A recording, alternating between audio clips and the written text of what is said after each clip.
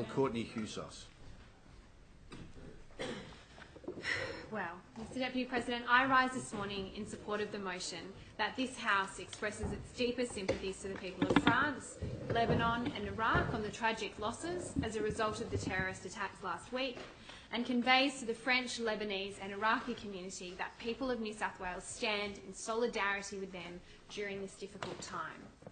I think it's appropriate that we are spending this time on the last day of the parliamentary sitting calendar for 2015 to reflect on recent events, their impact on the world and the ways in which our community has responded.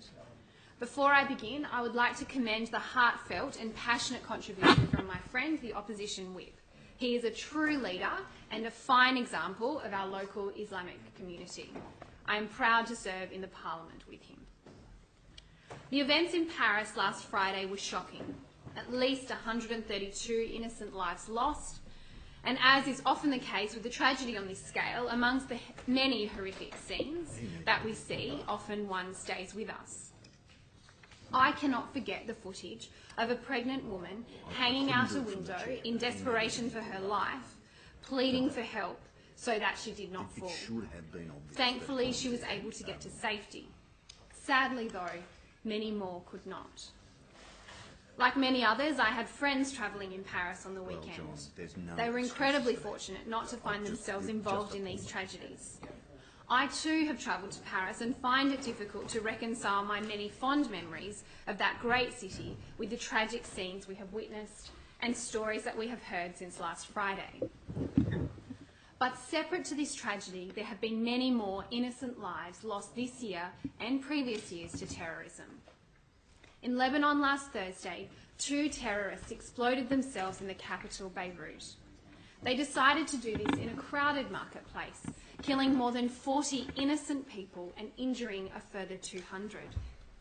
Among the dead were the elderly, the frail, the young, men and women, people of faith and people of none. They were simply going about their life and they did not deserve what happened to them. Similarly, in Iraq, that same week, we saw a string of terrorist bombings in Baghdad, one of which was a suicide bomb at the funeral of an Iraqi fighter who had been killed defending his town from Islamic State. IS detonated a bomb among the grieving family and friends, killing a further 21 and injuring 50 more.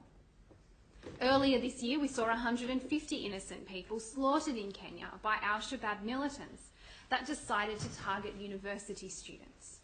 Mostly in their 20s, the dead had hardly been given a chance to make their mark on the world. There have been other events too.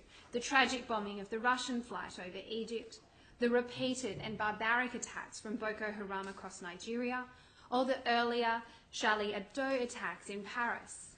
Even here in Sydney, we have felt the tragedy of extremism in Martin Place and in Parramatta.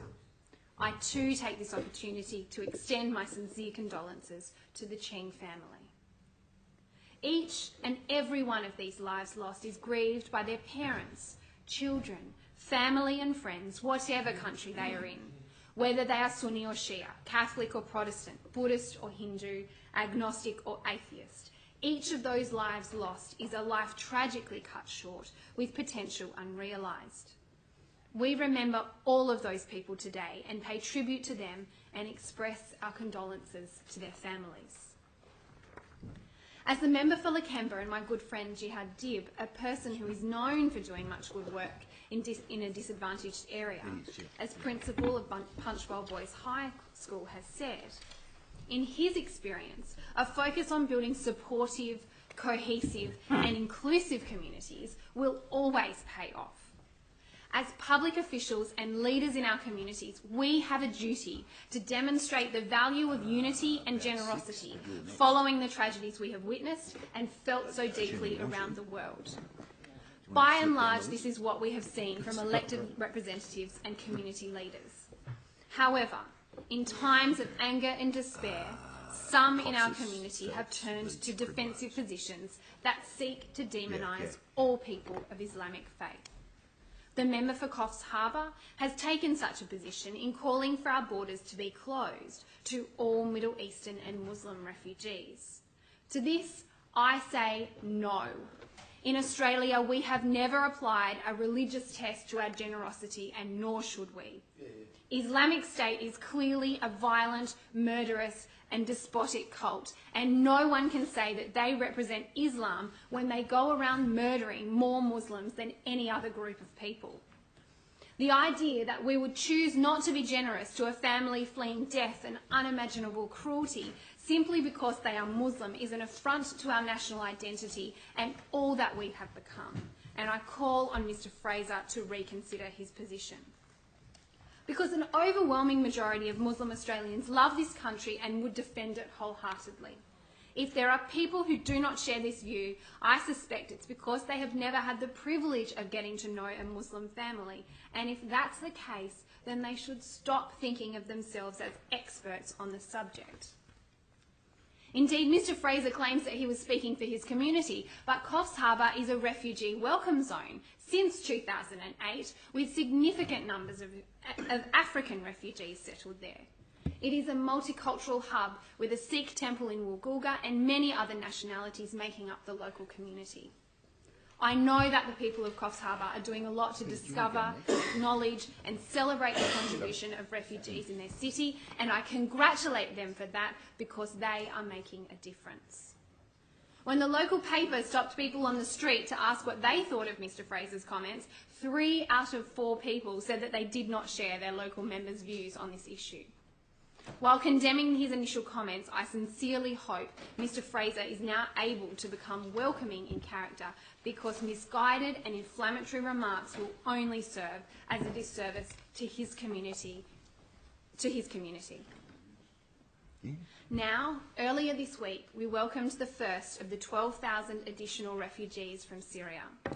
A family of 5 has arrived in Perth, including a mother who is 7 months pregnant.